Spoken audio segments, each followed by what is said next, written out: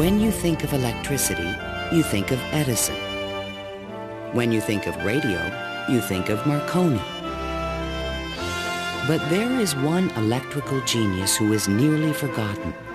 A man who dreamed of giving the world an unlimited supply of energy. His name was Nikqla Tesla, and he was the master of lightning. This program was made possible by contributions to your PBS station from viewers like you. Thank you.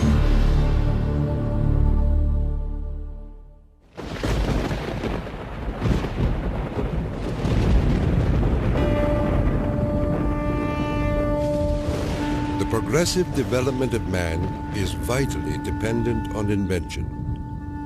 Its ultimate purpose is the complete mastery of mind over the material world, the harnessing of the forces of nature to human needs.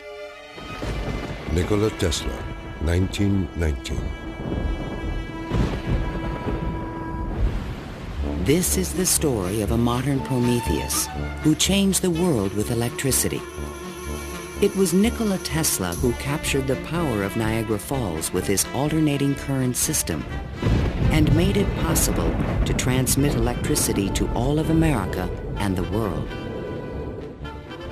It was Tesla who patented the technology for wireless communications that is used in all radio and television broadcasting.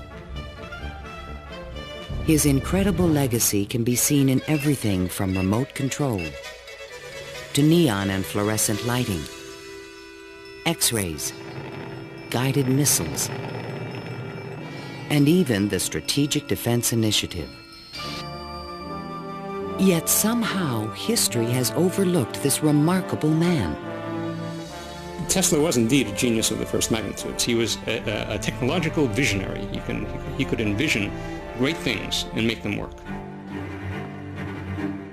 He was a foreigner, an immigrant who arrived in America with only his dreams. A proud and sometimes arrogant man, he worked and locked horns with some of the most powerful people of his day. Thomas Edison, who resented his ideas. Guglielmo Marconi, who capitalized on his inventions. George Westinghouse, who created the Westinghouse Electric Company with Tesla's patents. And the great financier, J. Pierpont Morgan, who supported and then abandoned him. At the height of his career, Tesla was one of the most famous men in the world. His inventions helped America grow into a powerful industrial nation. His ideas created billion-dollar corporations. But Tesla was not a practical man. Always driven toward the next great breakthrough, he failed to protect his commercial interests. In the end, others made fortunes with his inventions, and he wound up penniless and rejected. Money does not mean to me what it does to other men. All my money has been invested in inventions to make man's life a little easier. He was a visionary genius. There aren't many of them. And he was willing to give his life to his visions. We have to evolve means for obtaining energy from stores which are forever inexhaustible. What I intend to show you now, step by step, is how I finally reached my dream.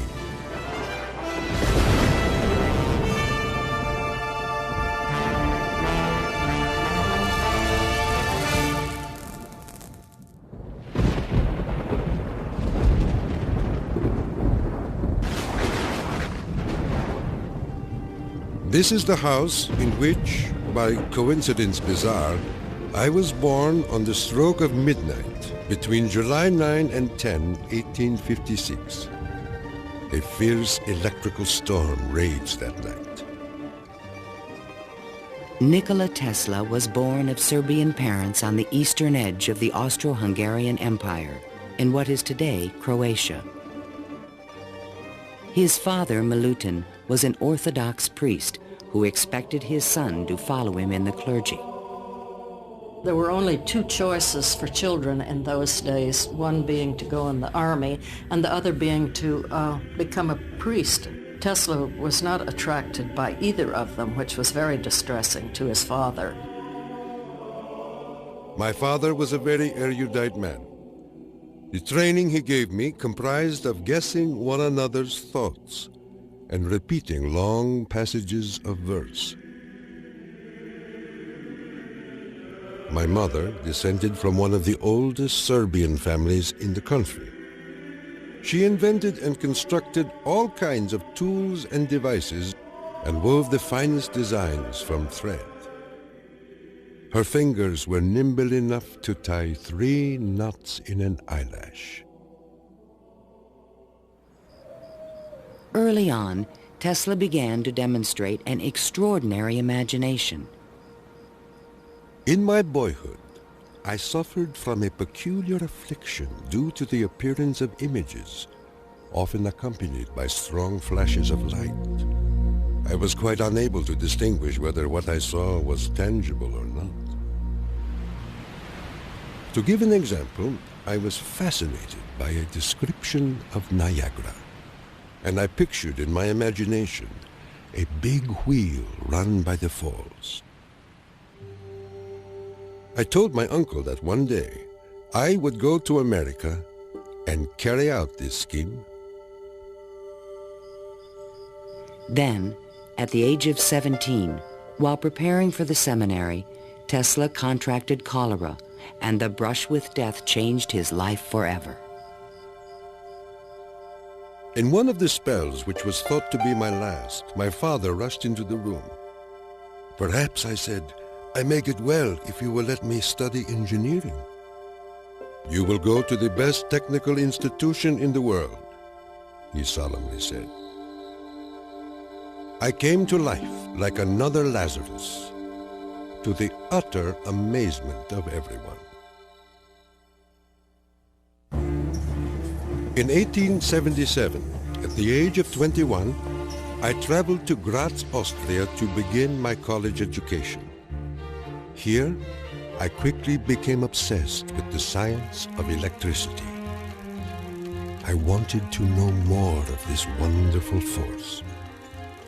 Every spark produced 1,000 echoes in my brain. In 1831, in England, Michael Faraday had discovered the principle of electromagnetic induction, which made it possible to generate electricity. Faraday discovered that if you have an electric circuit in a changing magnetic field, it would induce an electric current to run in the wire. So this was the invention of the method of creating oscillating or AC electric currents. And it was that invention that Tesla later harnessed into the electrical system that drives our civilization. Early electric motors operated on direct current electricity, but required a system of sparking connections to induce a rotary effect in the machine. I remarked to my professor that the design of generators and motors could be greatly improved by using currents that alternated. He embarrassed me greatly in front of my classmates, saying, "Mr. Tesla will never accomplish this. It is a perpetual motion scheme." Meanwhile, in America, Thomas Alva Edison had begun to experiment with vacuum tubes, producing the first commercial incandescent light bulb in 1878. Edison and Tesla would soon cross paths in a gargantuan technological struggle between direct and alternating current electricity. In 1880, Tesla moved to Budapest, where he found employment with the Central Telegraph Office. Here, his idea for an AC motor began to haunt him. In my room, I could hear the ticking of a watch with 3 rooms between me and the timepiece.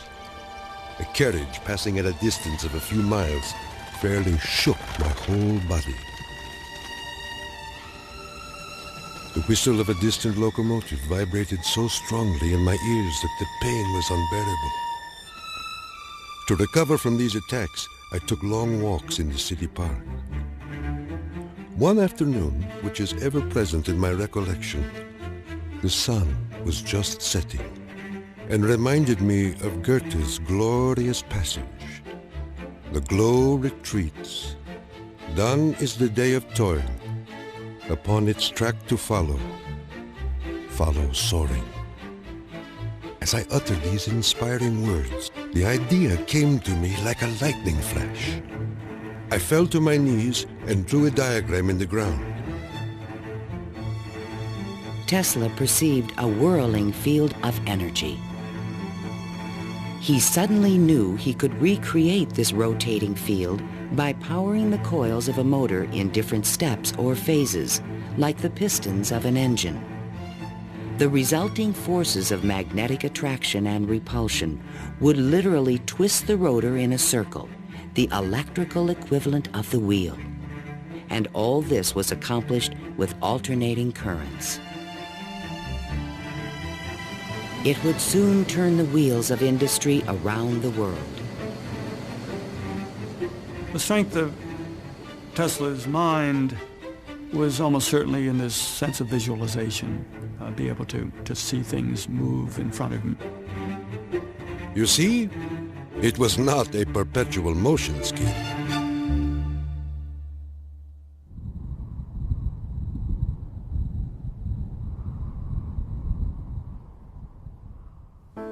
It had been the height of my ambition and my most ardent wish to see America and come in contact with the great Thomas Edison. Accordingly, I undertook the voyage, and after losing my money and tickets and passing through a series of mishaps, including a mutiny in which I almost lost my life, I landed on these blessed shores with 4 cents in my pocket.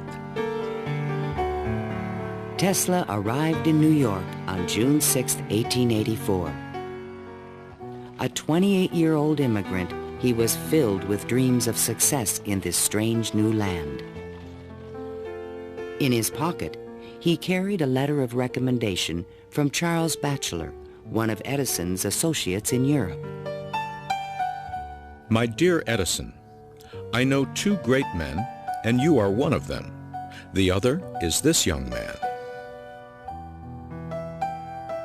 Tesla came to America because he had tried to get his alternating current motor produced in Germany, and I believe in France as well, without any success. And he realized that there was probably only one person in the world who could help him with it, and that was Thomas Edison. New York had had electricity since the late 1870s. Edison installed his first DC power station on Pearl Street, near the financial district, in 1882. He did this with help from the great Wall Street financier, J. Pierpont Morgan. But the system was far from perfect. Electricity was a very new thing. Most people didn't understand what it was all about. They were very afraid of it. There were fires breaking out. The horses on the streets would get shocks through their shoes and run away. So it was a very exciting time for Edison. I was thrilled to the marrow meeting Edison. This great man had revolutionized the world with his incandescent lamp. And I was burning to show him my motor that ran on alternating currents.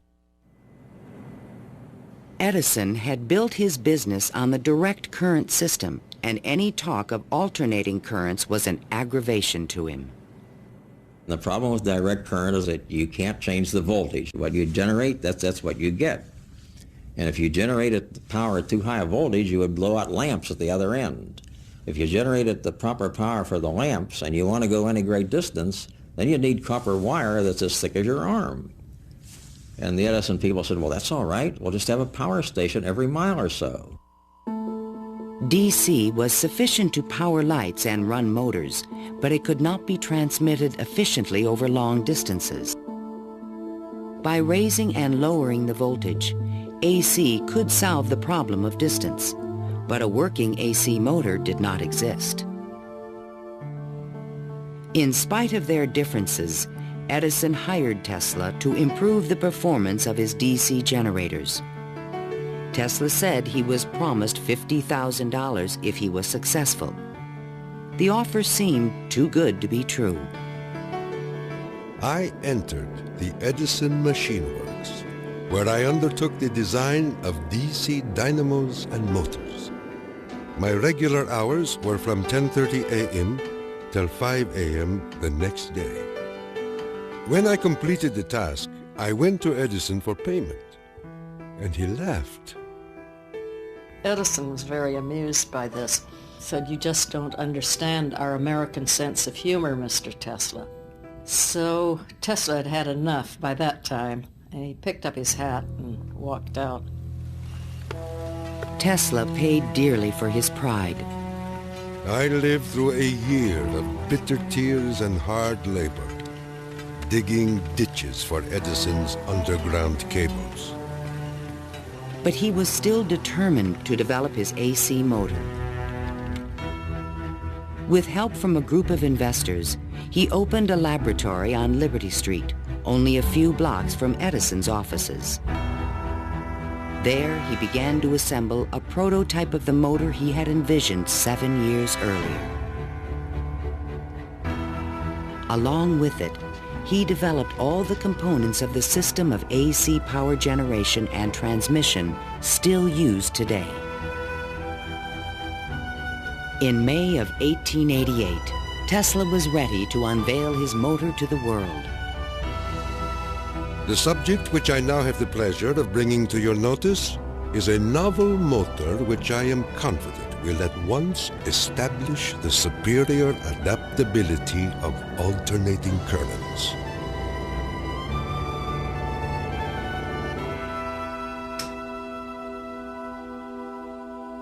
Over the next 5 years, 22 U.S. patents were awarded to Nikqla Tesla for AC motors, generators, transformers, and transmission lines, the most valuable patents since the invention of the telephone.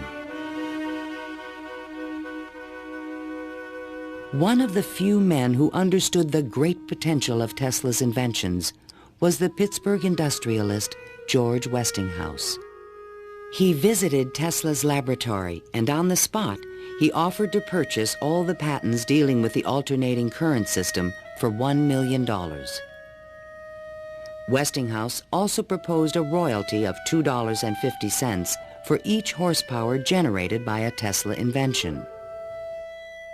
The young Serb was on his way to fortune and fame, while other inventors looked on with fascination and with envy. In all my troubles, I did not neglect to become a real American citizen, making me a proud and happy man.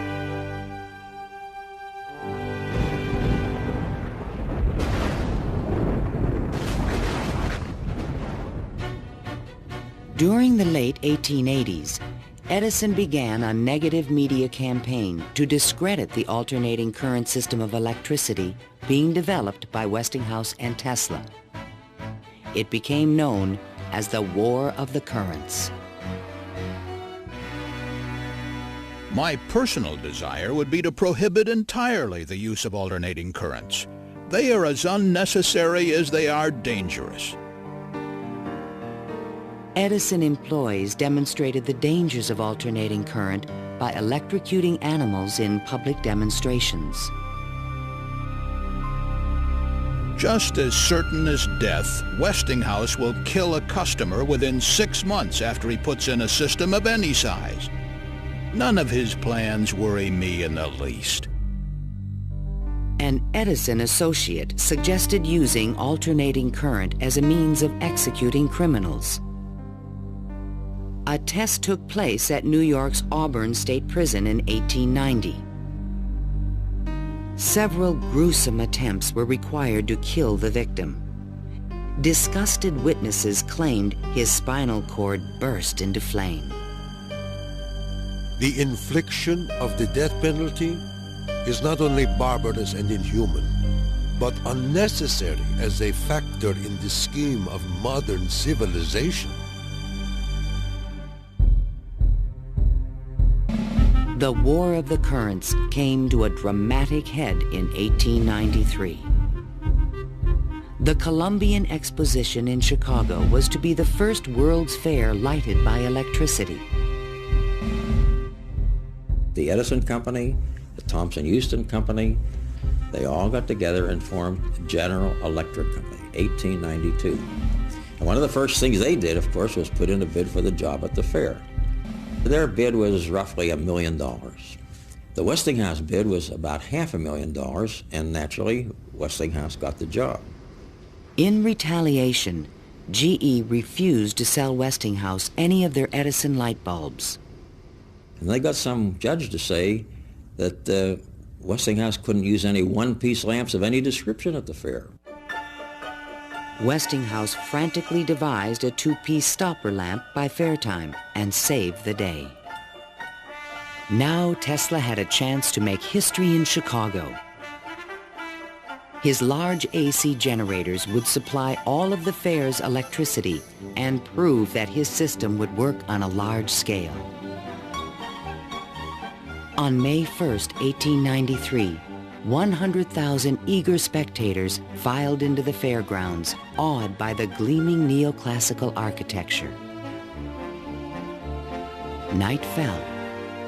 President Grover Cleveland pressed a button, and the fairgrounds exploded with brilliant tube lighting and multicolored searchlights. The most incredible display of lighting the world had ever seen.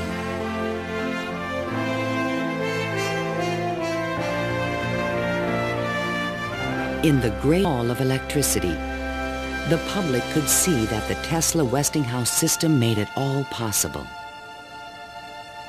To overcome the impression that AC was dangerous, Tesla put on remarkable demonstrations.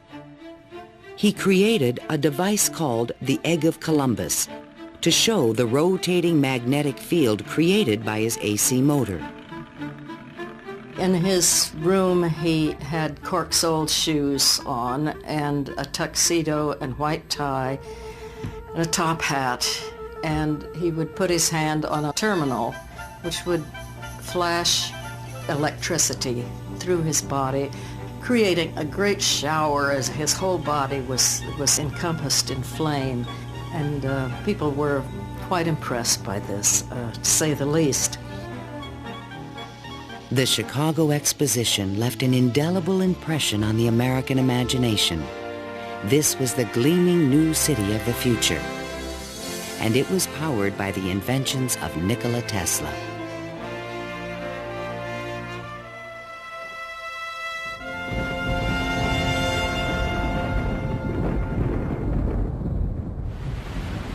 Since childhood, Tesla had dreamed of harnessing the power of the great natural wonder called Niagara Falls.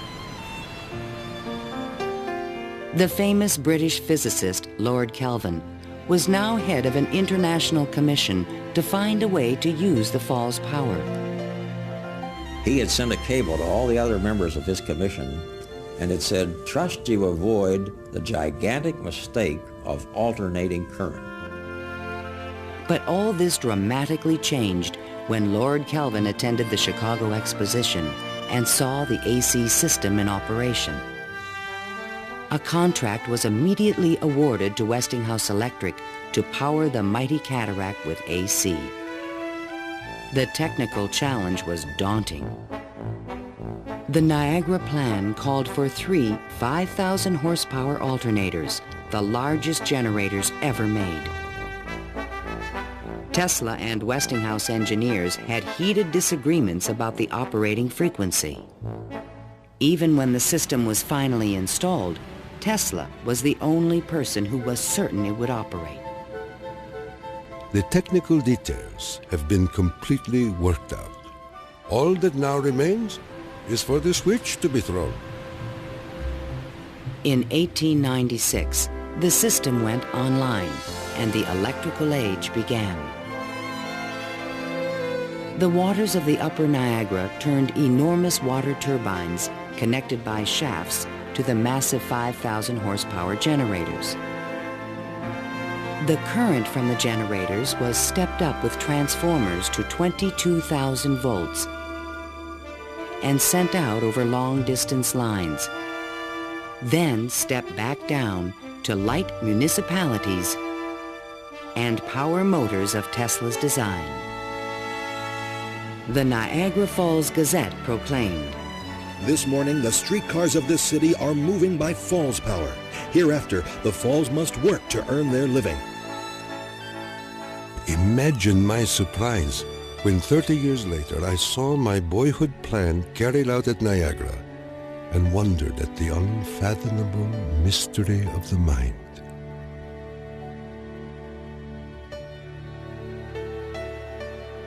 Within a few years, the number of generators at Niagara was increased to 10. By the turn of the century, the power lines stretched 360 miles to New York City. The War of the Currents was over, and Tesla was the winner. By the time Tesla effectively arrives on the scene with his motor, Edison is out of the business. He's basically written out of his own company. This was something Edison would not soon forget. In spite of the success of AC, Westinghouse had overextended his company's resources, leading to severe financial difficulties. In order to save the company, Tesla said that he tore up his royalty contract for $2.50 per horsepower generated. Today, this agreement would be worth trillions. Had the inventor been tricked again? This is something that we've never found any record of in the Westinghouse annals. We do have something which is a memorandum of agreement about that, but it was never signed. But Tesla was ready to move on. I had already perceived enough to get the idea that energy could be transmitted and received without connecting wires in between. He was convinced his next invention would make him a millionaire once more.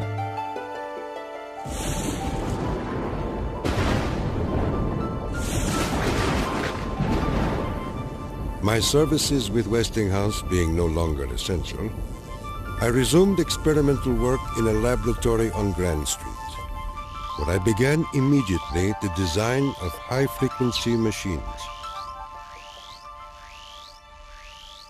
Following the success of Niagara, Tesla was at the height of social acclaim. Everyone wanted to know more of this mysterious foreigner who was transforming the world with his electrical inventions.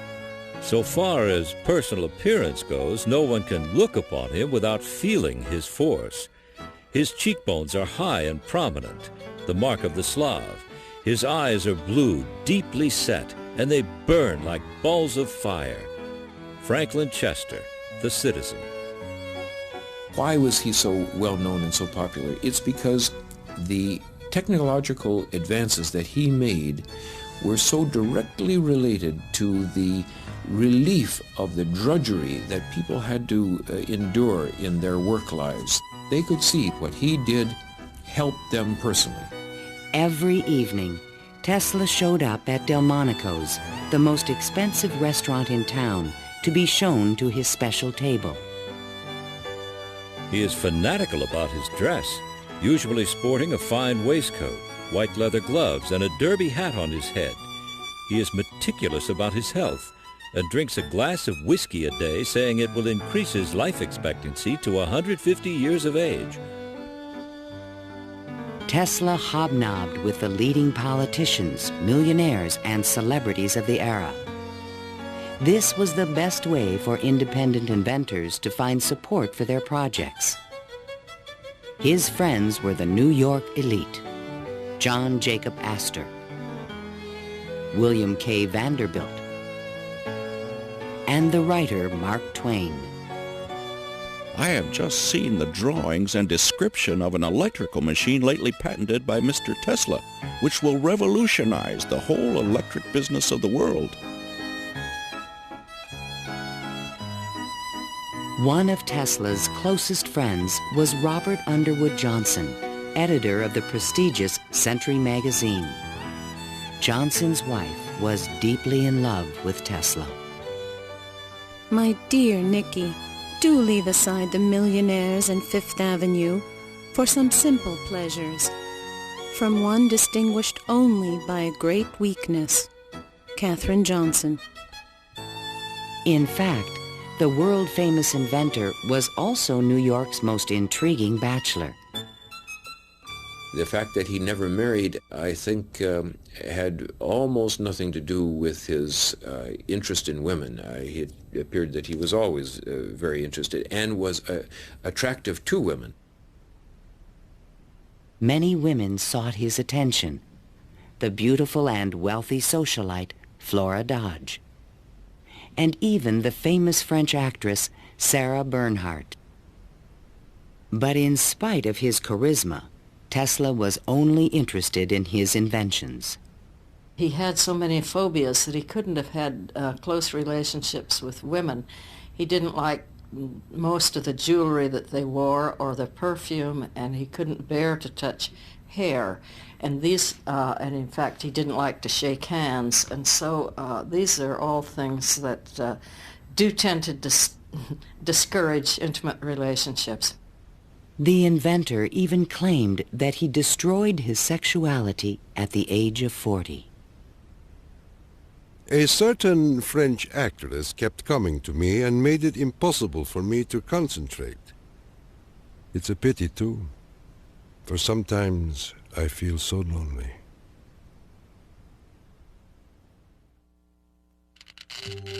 Throughout the 1890s, alongside his work on AC power technology, Tesla was also experimenting with high-frequency electricity. In 1873, James Clerk Maxwell in England had proven mathematically that light was electromagnetic radiation. Light was electricity, vibrating at an extremely high frequency. To explore this unknown world, Tesla invented a unique device, still known today as a Tesla coil. The Tesla coil is an instrument that can step up voltages to high voltages at high frequencies. That essentially transmits a radio signal. Tesla invited friends and potential investors to late-night demonstrations in his laboratory. In experiments, he would permit his guests to pass thousands of volts of electricity through their bodies to light a lamp or melt a wire in their hands. Mark Twain was always a willing subject. Thunder is good. Thunder is impressive. But it is lightning that does the work. Even today, it would be a little bit scary to go into Tesla's laboratory, and in those days when people didn't know anything about electricity, it must have been terrifying. With high frequencies, Tesla developed some of the first neon and fluorescent illumination. He also took the first X-ray photographs. But these discoveries quickly paled one day in 1890 when a vacuum tube illuminated in his hand without any wire connection. To me, it was the first evidence that I was transmitting energy through the air. This was the beginning of Tesla's lifelong obsession, the wireless transmission of energy.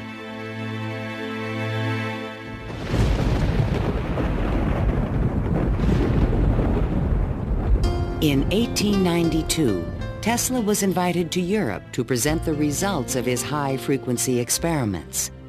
In London and Paris, he amazed scientists and engineers with lighting and electrical effects that looked more like magic than science. He also announced a remarkable new possibility. I would say a few words on a thought which fills my mind and concerns the welfare of all. I mean the transmission of intelligence and even power without the use of wires. I am becoming more convinced daily of the practicality of this scheme. The race for radio was about to begin.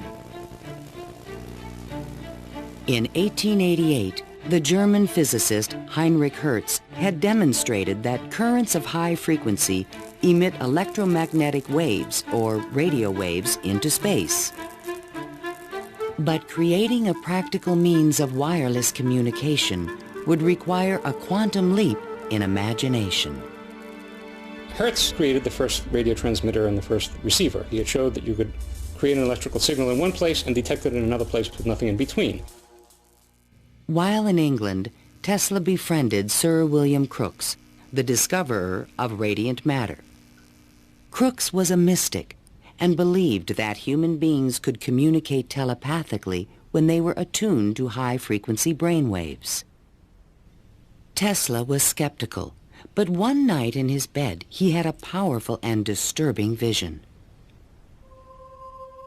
I saw a cloud carrying angelic figures, one of whom gradually assumed the features of my mother.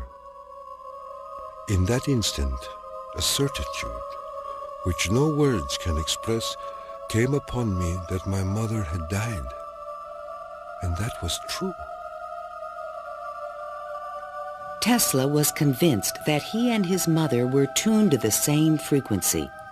His otherworldly experience would soon lead him to another revolutionary invention.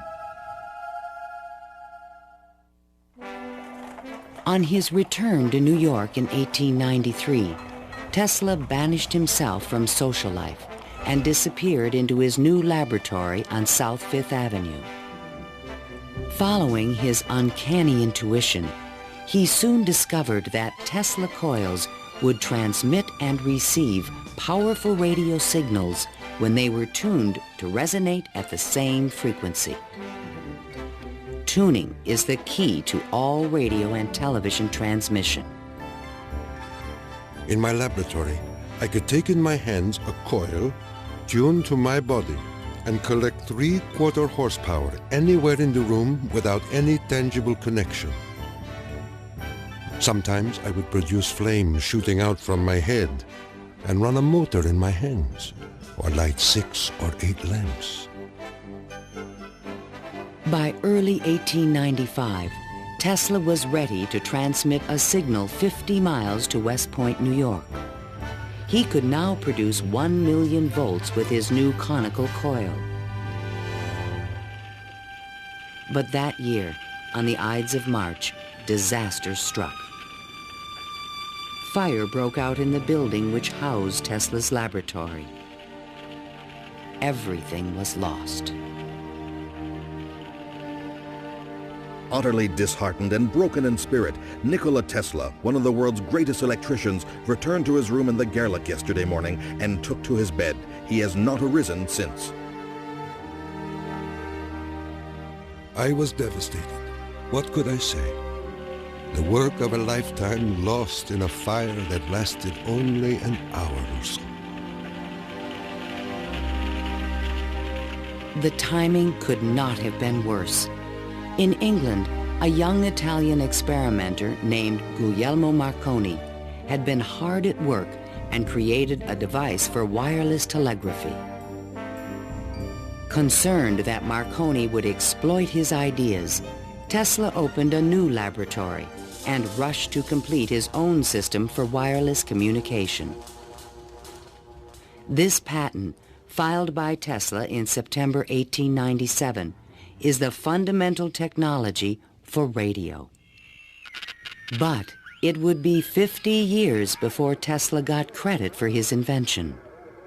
Various people in various different countries had the idea of exploiting this as a means of communication. But I think Tesla was the one with the real vision, in which you would broadcast signals on a definite carrier frequency, and then you would have a series of antennas that were sensitive to one frequency only, tuned to a certain frequency, and would detect just one of these signals and make an intelligible transmission. Once again, his vision describes the world that we live in.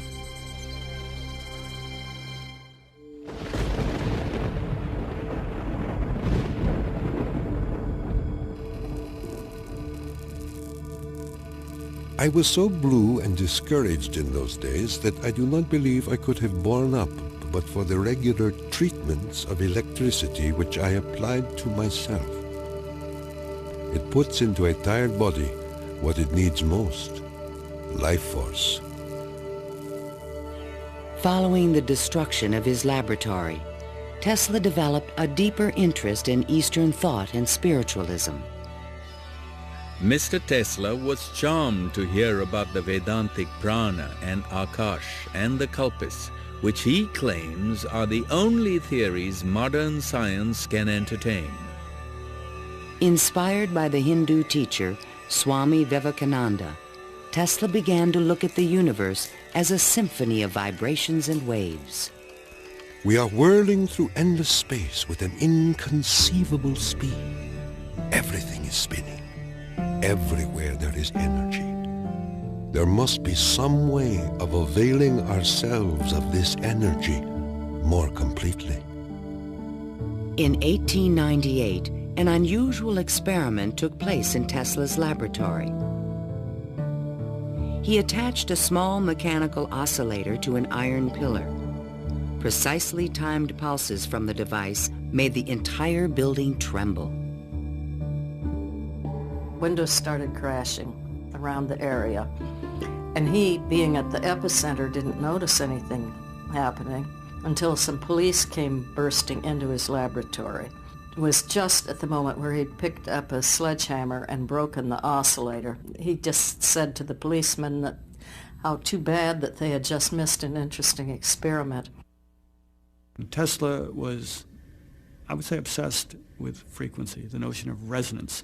The story where he takes the device and puts it on the girder in his office and, gets the frequency of the building and supposedly, it's an apocryphal story, I'm sure, but it gets right at the core that, hey, if I've got the right frequency, I can move the world. And indeed, he talks about the frequency of the earth, and that if he can do that, he can, almost literally split the earth in half.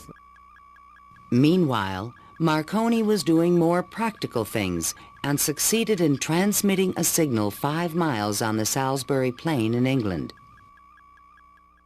Not to be outdone, Tesla decided to introduce an entirely new invention.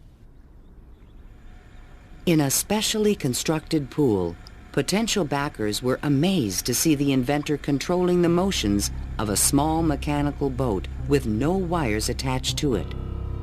This was the world's first radio-controlled device. The machine even seemed to think. Someone threw out the question, what is the cube root of 64? And 4 flashes came back. The audience was so surprised, Tesla had to remove the lid to prove no one was inside. Tesla developed his radio-controlled boat in 1898 and patented it and thought it was an armament for war. He rationalized this as a means of ending war. The military who looked at it thought it was too complicated and vulnerable. Soon after the demonstration, Mark Twain wrote from Austria. Dear Mr. Tesla, have you the Austrian and English patents on that destructive terror which you have been inventing, and thus make war henceforth impossible? If so, won't you set a price on them and commission me to sell them? Sincerely yours, Mark Twain. But I have no desire to be remembered as the inventor of a purely destructive device. I prefer to be remembered as the inventor who abolished war. That will be my highest pride.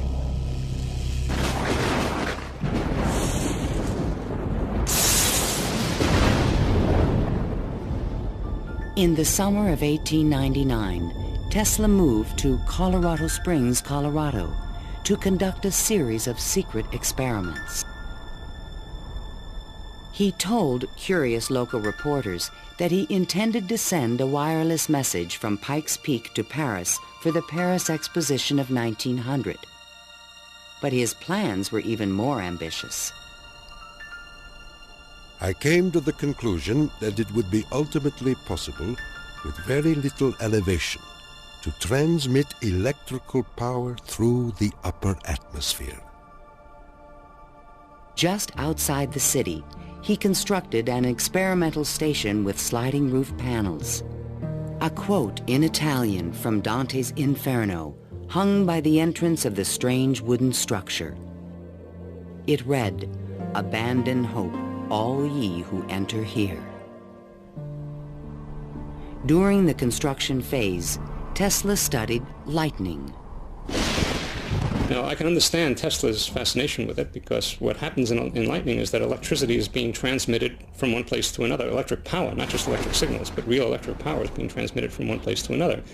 And the way it happens is that the air itself breaks down, it ionizes, it becomes what we call a plasma, and therefore for a moment it's a conductor, and it's actually conducting electricity just the way an electric wire conducts electricity.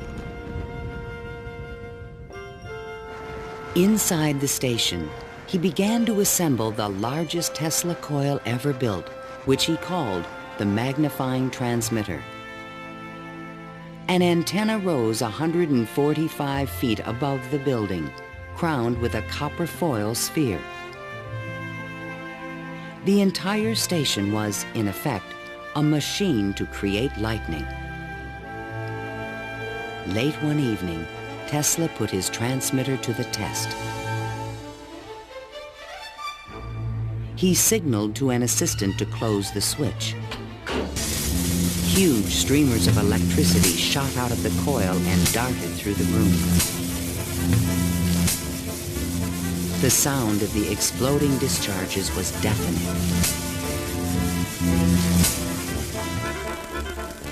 Outside, above the building, bursts of artificial lightning, more than 100 feet long, began to shoot out of the ball atop the antenna. Its thunder could be heard 20 miles away in the small mining town of Cripple Creek.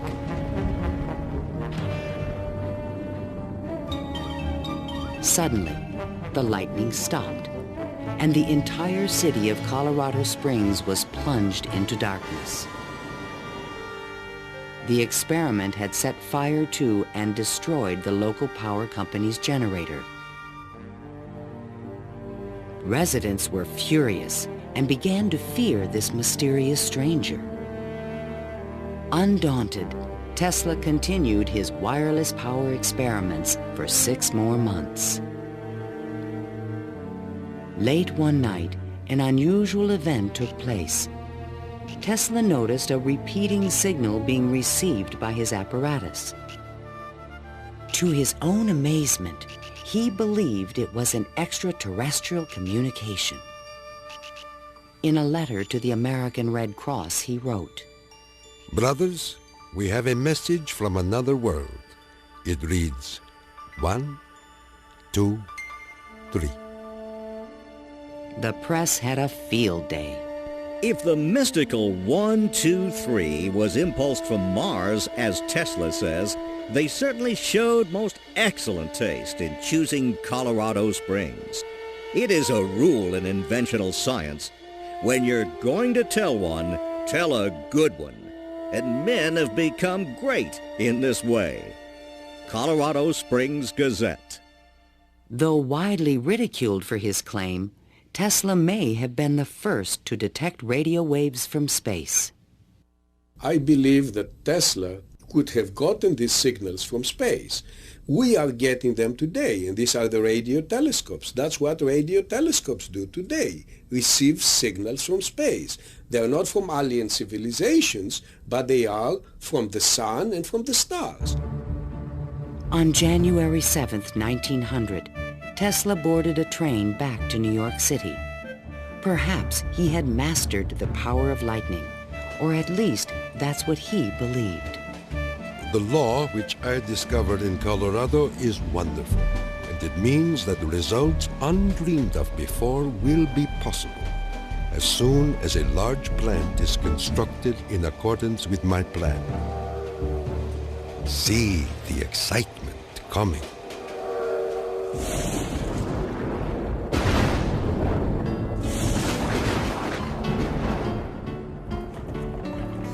When Tesla arrived home, it was a brand new century. Electricity was fueling the tremendous growth of the city. And now, there was talk in the air about the new art of wireless communication. Marconi arrived in New York in 1900 to attract investors for his new company, Marconi America. He filed a U.S. patent for a system of wireless telegraphy, but it was rejected because it was similar to Tesla's invention. It became obvious, I think, to Marconi as well as to other experimenters of the time that the Tesla system was an efficient, powerful resonator that would produce electromagnetic waves that you could work with. Confident in the future, Tesla took up residence in the Waldorf Astoria Hotel and wrote a sensational article for Century magazine. First, let us ask, what is the spring that drives all? All this energy emanates from one single center, one single source, the sun. In this detailed futuristic vision, he described a means of tapping the sun's energy with an antenna. He suggested that it would be possible to control the weather with electrical energy. He predicted that wars would soon be eliminated by machines. And to unite all nations, he proposed a global system of wireless communications. When wireless is fully applied, the Earth will be converted into a huge brain, capable of response in every one of its parts. It tells us about a vision he had for both power and communications, that he wasn't going to think small. He was going to think globally on this. And that's all very nice if it works. The idea of a global communications network was very appealing to one of the world's most powerful men, J. Pierpont Morgan.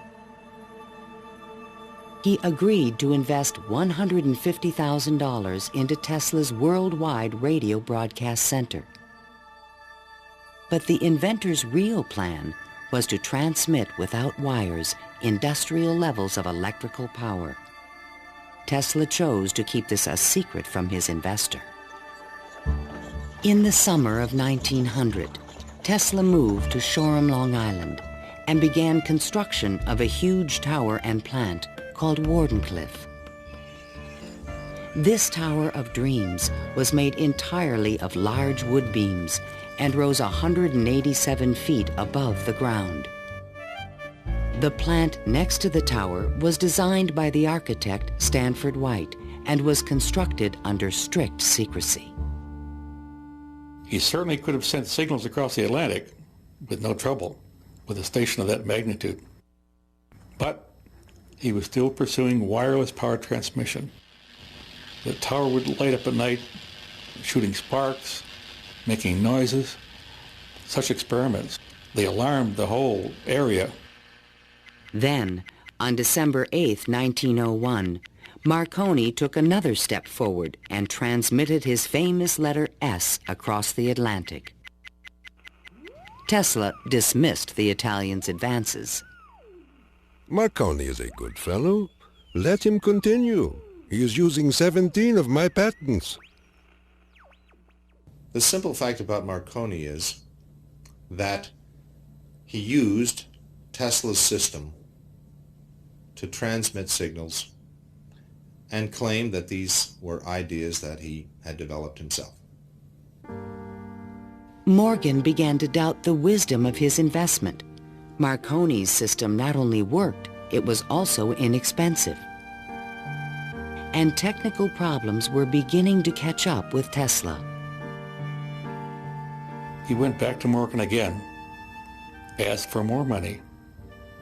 Morgan says, Where's the radio transmissions across the Atlantic? How's that coming along? Well, it wasn't coming along. Tesla was forced to tell Morgan his real plan. What I contemplate and what I can certainly accomplish, Mr. Morgan, is not a simple transmission of messages, but rather the worldwide transmission of electrical power. A single plant of but 100 horsepower can operate hundreds of millions of instruments. But Morgan was a practical businessman and had already decided to back Marconi. I have received your letter, and in reply would say that I should not feel disposed at present to make any further advances. J. Pierpont Morgan. Word spread rapidly that the investor had pulled out of Wardenclyffe, and Tesla was financially ruined.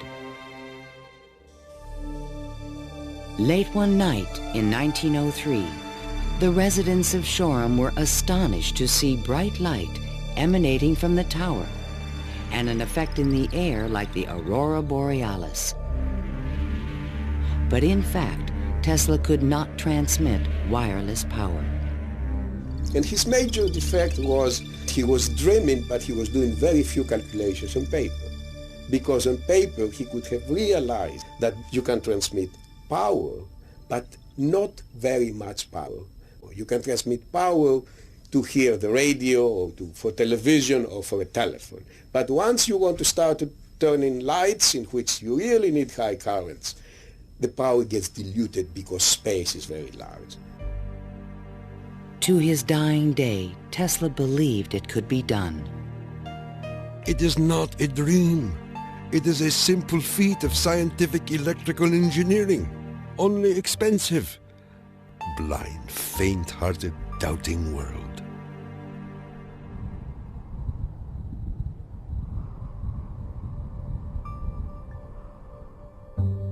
Wardenclyffe marked a turning point in Tesla's career. Like a modern Prometheus, he had reached too high and failed. In 1904, the U.S. Patent Office suddenly reversed its previous decisions and gave Marconi a patent for radio. 1 year later, Tesla's fundamental AC patents expired.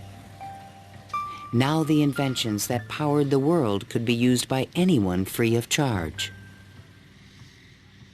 The public didn't realize that he had made this invention that had made billionaires out of corporations, and that he himself was broke.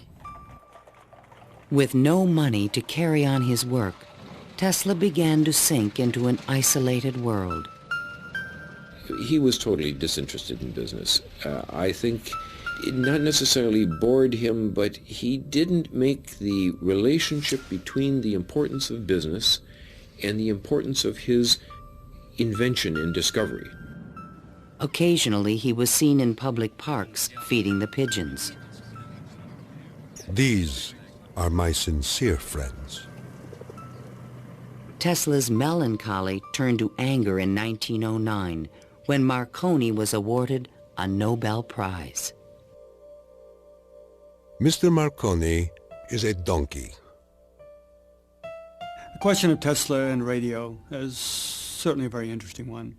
It's clear that Tesla, in terms of certain basic notions of radio, was very early, if not first, in expressing them and even of getting of taking them to the patent stage.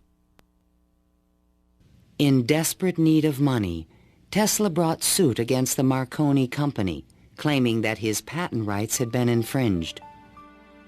But he lacked the resources to wage a legal battle with a large corporation, and ultimately gave up. Marconi had received the Nobel Prize for work that Tesla correctly believed to be his own. I suppose everything is fair in wireless as in warfare. In 1915, the Nobel Prize entered Tesla's life once again.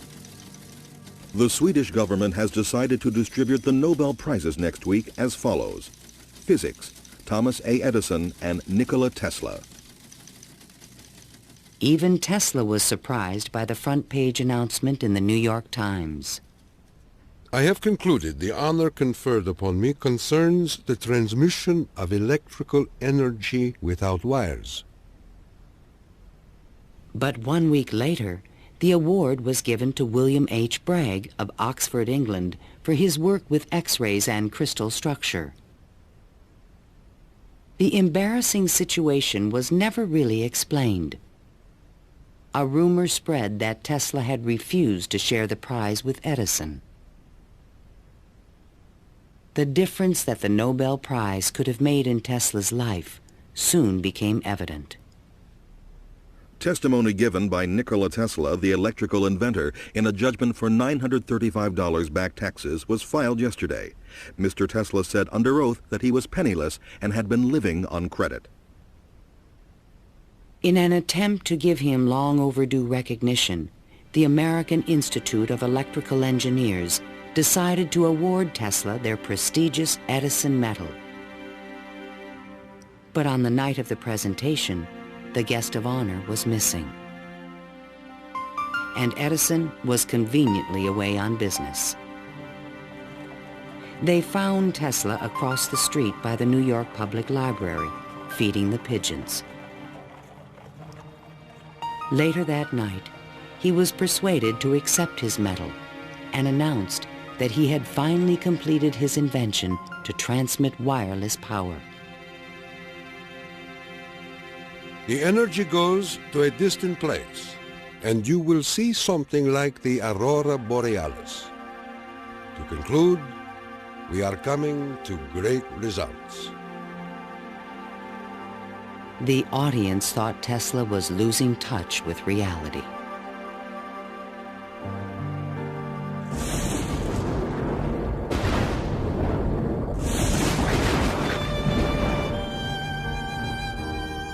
I refuse to accord to some small-minded and jealous individuals the satisfaction of having thwarted my efforts. These men are nothing more to me than microbes of a nasty disease. Well, by that time, you know, Tesla had ceased to have any financial means. He was virtually dependent on being helped by hotels and people that he knew. He began to bring injured birds back to his hotel room to nurse them. He had more companionship with pigeons in that time of his life than with human beings. Working as a consulting engineer, Tesla managed to maintain a small office and laboratory in the Metropolitan Tower. To change his thoughts, he frequently attended movies in Times Square. Here he could see his futuristic ideas appearing on the screen. But his ideas were only accepted in science fiction movies and magazines. In 1924, there was a news report that while at Colorado Springs, Tesla had invented a death ray machine that shot bolts of lightning. The inventor was strangely quiet on the topic. Meanwhile, a new scientific star, Albert Einstein, had captured the world's attention with his theory of relativity. Tesla continuously attacked the validity of Einstein's work. Scientists today wander through equation after equation that have no relation to reality. If we were to release the energy of atoms, instead of a blessing, it might bring disaster to mankind. But no one took him seriously.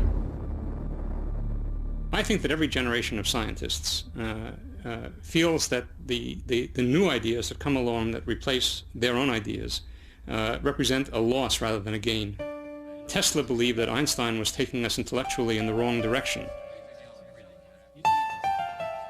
Rejected by traditional science, Tesla's interests again turned to the esoteric. His intellect seemed to embrace a lot of different areas quite easily. What he lacked were the social skills.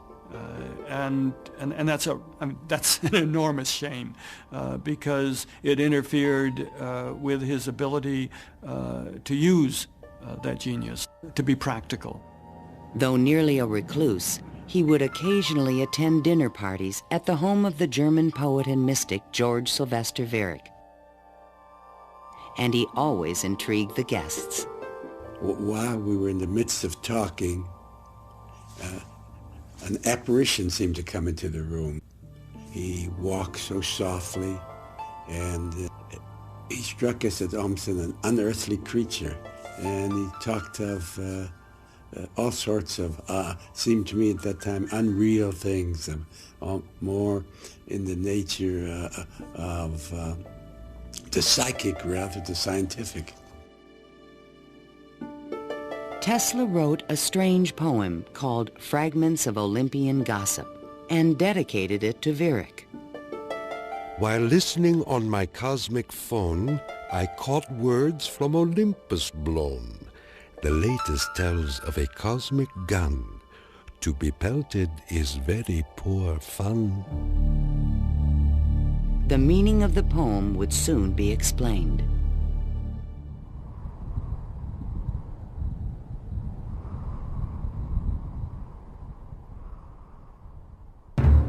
I inherited from my father an ineradicable hatred of war. But war can be stopped, not by making the strong weak, but by making every nation, weak or strong, able to defend itself. Thomas Edison, America's best-known inventor, died in 1931. That same year, Tesla came back to life. His friends threw him a 75th birthday celebration. Time magazine put his picture on the cover. Letters of admiration poured in from scientists around the world, including a generous Albert Einstein. I congratulate you for your great success on your lifetime task. Basking in the attention, Tesla announced at a press conference that he had discovered a completely new source of power. The idea, when it first burst upon me, was a tremendous shock. And let me say that it has nothing to do with releasing so-called atomic energy. I think that a lot of the proposals that he made in his later life were so esoteric as to be impractical in that time and even in the current time. When the Nazis rose to power in Germany, Tesla decided that the time was right to reveal his new source of power, a man-made form of lightning called teleforce that could shoot an airplane from the sky. Nikqla Tesla, electrical wizard and radio pioneer, announced that he was working on a machine to create a powerful electrical death beam which could wipe out armies in a flash and destroy huge fleets of ships or planes. The concept of using lightning bolts as a weapon certainly is millennia old. It goes back at least to the ancient Greeks. Think of Zeus throwing lightning bolts. The main contribution that Tesla had was to come up with a true scientific, rational, at least concept of coming up with controlling these lightning bolts and projecting them over long distances. Tesla had experimented with this idea while at Colorado Springs. Now he intended to build it on a large scale. His plan was to charge small particles of tungsten or mercury, then accelerate them with lightning force through a special gun with one end open to the atmosphere. Tesla's death beam stirred the public's imagination when it was featured in a Superman cartoon, the Electro-Euthanasia Ray. but the idea was more than science fiction.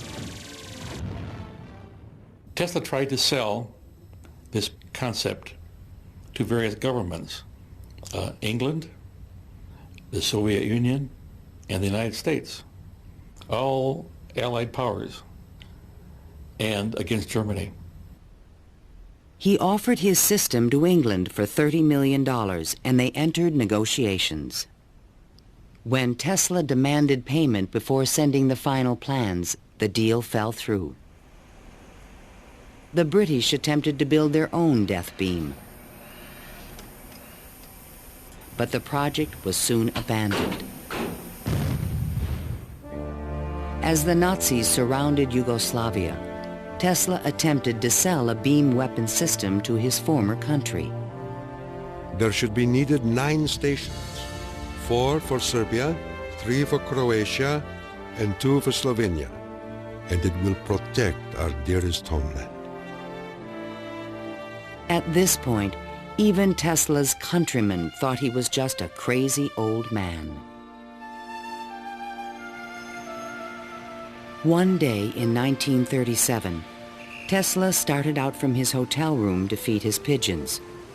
Suddenly, a few blocks from the hotel, he was hit by a taxi and thrown to the ground. 3 of his ribs were broken. He was 81 years old. Remembering what he did for their company, Westinghouse executives agreed to pay his room and board for the rest of his life. The inventor also received a small stipend from the Yugoslav government. During the Christmas season of 1942, Tesla's death was imminent. Again, he attempted to interest the United States in his beam weapon concept. At the recommendation of 2 government engineers, a meeting of high-level officials was scheduled at the White House for January 8, 1943, to consider his plans. But the meeting never took place. Nikqla Tesla, inventor of the Tesla coil, the induction motor, and hundreds of other electrical devices, died last night in his suite at the Hotel New Yorker.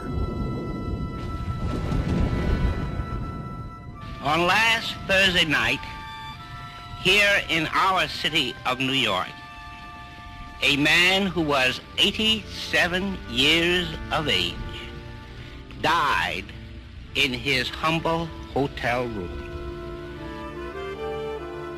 On January 10, 1943, Mayor Fiorello LaGuardia of New York paid tribute to Tesla on the radio.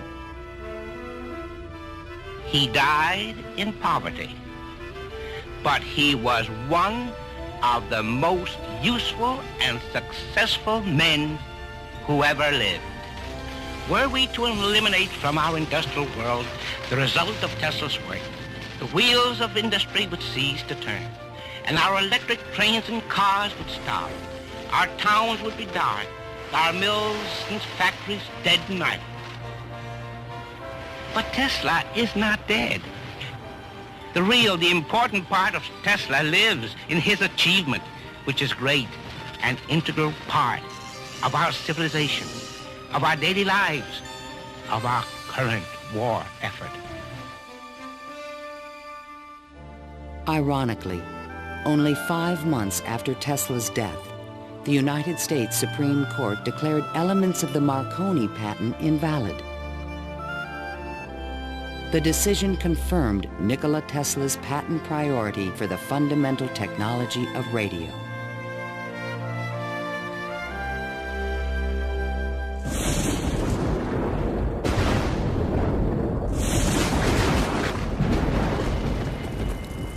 Unknown subjects, equipment, experiments, and research of Nikqla Tesla, deceased, espionage. Following Tesla's death, fears rapidly increased that he might have invented a powerful new weapon. FBI Special Agent in Charge, P.E. Foxworth, was called in to investigate. He had been informed that Tesla's papers were not secure. Tesla is reported to have completed and perfected his experiments in the radio transmission of electrical power, commonly referred to as the death ray. A distant relative of Tesla, named Sava Kasanovich, is taking steps to get possession of these important documents and plans. Tesla's nephew, Kosanovich, was an up-and-coming Yugoslav diplomat with suspected connections with the communists. He insisted that his uncle's effects be returned to Yugoslavia. Kosanovich had asked the locksmith to come and open the safe, thinking there might be a testament, a will, in the safe. A will was never located. And there was a lot of talk then about secret weapons and negotiations with the USSR. There was all kind of talk, you know. Shortly before his death, Tesla showed a delivery boy a box in his room that he said contained a powerful weapon. A number of people called me and asked me, did I see in the hotel room a certain kind of a box, you know? They were looking for some secret contraption that Tesla had invented. I never saw anything like that. The U.S. Office of Alien Property immediately seized all of Tesla's possessions until their ownership could be established. There's every evidence that they did look through all his papers, because the papers were not in order and certain things were missing. All his technical papers on beam weapons were secretly microfilmed by U.S. military agents. On August 6, 1945, the first atomic bomb was exploded on Hiroshima, Japan. Soon after, the bomb would be in the Soviets' hands. During this period, copies of Tesla's papers on the beam weapon were shipped to Wright Field in Dayton, Ohio. There, a top-secret research program began called Project Nick to find a defense against nuclear missile attack. Copies of some of his papers were sent to Wright-Patterson in 1945, not to my facility, not even the predecessor of my facility, but to another part of the base for analysis. And then they vanished. Nobody seems to know what happened to them. In 1952, Sava Kasanovich obtained permission from U.S. authorities to return Tesla's estate, still stored in New York, to the inventor's homeland. I personally believe that the U.S. government may have overlooked some things of value in the Tesla papers before they were released to the Yugoslav government. A Tesla museum was opened in Belgrade by Yugoslavia's president, Marshal Tito. But during the Cold War, the museum was off limits to Western scientists and scholars. Then, in 1960, Soviet Premier Khrushchev announced that the USSR had developed a powerful new weapon. There was concern in the U.S. that the Russians may have access to Tesla's missing papers on beam weapons in Belgrade and elsewhere. It's possible that these papers on the particle beam weapon were obtained by the Soviet Union, but it wasn't the only copy. In other words, I think that the United States has always had Tesla's papers on particle beam weaponry. An American beam weapon program began at Lawrence Livermore Laboratories, but engineers could not produce an effective directed energy weapon. I've always been a sort of a fan of Nikqla Tesla, an admirer, and definitely he had the concept of a charged particle beam weapon back in the 1930s. I haven't a clue, to be quite honest, how he meant to actually do it. In 1978, evidence suggested that the Soviets were attempting to build a huge beam weapon near Semipalatinsk in the Ukraine. Soon after, President Ronald Reagan announced the Strategic Defense Initiative in March 1983.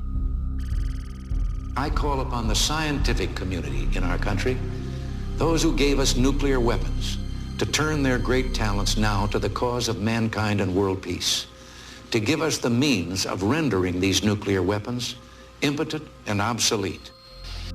Tesla's concept for a beam weapon defense shield was finally taken seriously by the United States to combat the destructive threat of atomic weapons.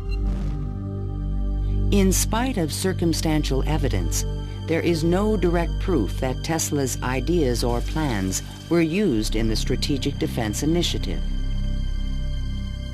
And even today, after decades of investment and research, scientists still disagree on whether beam weapons are realistic. Basically, let me just make a short statement. That's all I'm really at liberty to say, is that a considerable amount of effort has taken place in the United States and in a number of other countries trying to get these things up to a real weaponizable status. Let me stop at that point. No U.S. government archive has any record of Tesla's technical papers, which were copied immediately after his death. And what has become of Tesla's great dream to transmit electrical power without wires? This is the Navy and Air Force High Frequency Active Auroral Research Program, or HAARP, in Gakona, Alaska. The large antenna array is designed to beam high-energy microwaves into the ionosphere. Tesla was a genius because way before anybody knew or even understood the physics of the Earth and what we call today the ionosphere, which is a layer of ionized particles about 80 kilometers above the Earth, he conceived it and he tried to use it to produce a variety of new concepts. The HAARP project evolved from a patent filed in 1987 in which Tesla's work is referenced. It proposed using the ionosphere like an enormous electrical circuit to transmit power around the planet. It even described a means of changing the weather by superheating portions of the upper atmosphere with microwave energy. Tesla proposed that it might be possible to modify the weather by using radio waves. I believe that this is impossible. Ionospheric modification is still in its early experimental stages, but microwave technology has already made it possible to transmit wireless power with the use of satellites.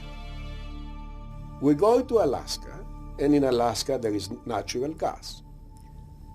In order to send it somewhere, you have to create a pipeline. That's very expensive. So we said, all right, let's go into Alaska, create microwaves from the natural gas, send them to a satellite at a particular geosynchronous orbit, put a reflector there, and send it to Japan. And in Japan now, you get the antenna which transforms these microwaves into 60 hertz and you get electricity. So you make essentially Tesla's dream. The scientific man does not aim at an immediate result.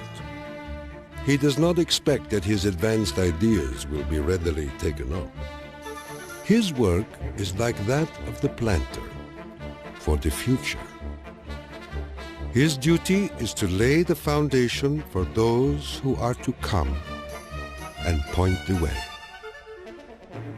He was special. I mean, he was unique.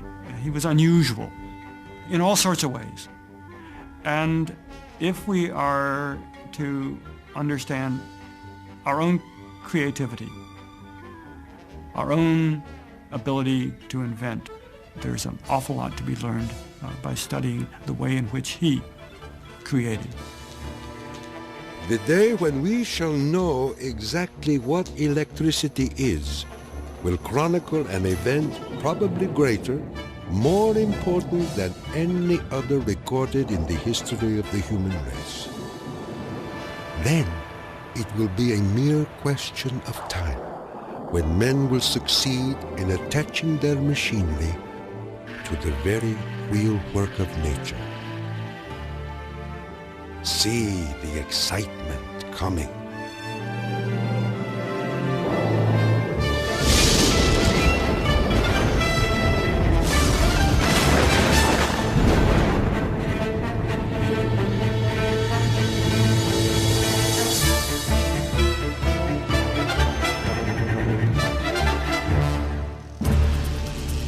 To learn more about Nikqla Tesla, visit PBS.